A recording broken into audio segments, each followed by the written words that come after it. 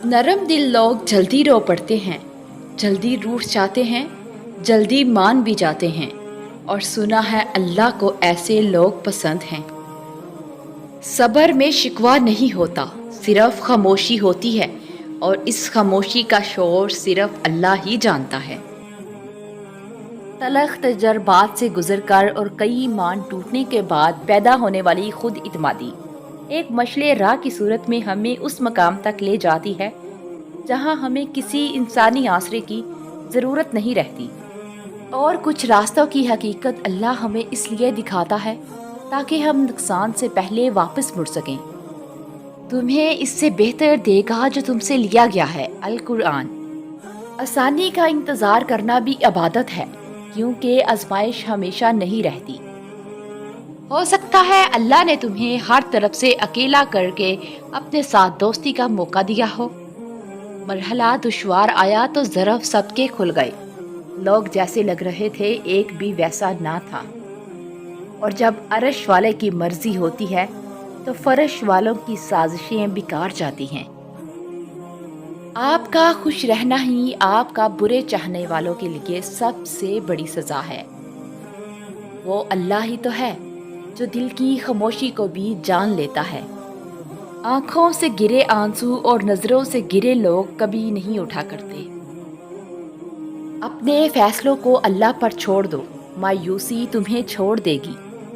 रात की खामोशी के आंसू किसी ज़िद्दी बच्चे की तरह के होते हैं जिन्हें सिर्फ अल्लाह जानता है, या वो आंसू बहाने वाला बेबस शख्स। और वो आजमाता है तुम्हें तुम्हारे दिल की करीब चीज़ों से। क्या भूल गए हो हज़रत इब्राहीम अलैहिस्सलाम का किस्सा? इंसान का मुकद्दर उतनी बार बदलता है जितनी बार वो रब से दुआ करता है। तुम सब्र की इंतहा कर दो, अल्लाह मौजज़ों की इंतहा कर देगा। बेहतरीन फैसले चाहते हो तो सब कुछ अल्लाह पर छोड़ दो। अल्हम्दुलिल्लाह कहें और याद रखें कि आपकी ज़िंदगी हज़ारों लोगों से बेहतर है। अल्लाह की मोहब्बत के सिवा कोई ऐसी मोहब्बत नहीं जो इंसान को सैर कर सके। किसी की असलियत का सामने आ जाना भी अल्लाह ताला की बहुत बड़ी नेमत है। तौबा का बर्तन चाहे कितनी ही बार क्यों ना टूट जाए, इस टूटे हुए बर्तन को उस खुदा के पास ले जाया करो। वो खुदा अल जब्बार भी तो है, वो उसे दोबारा बना देगा।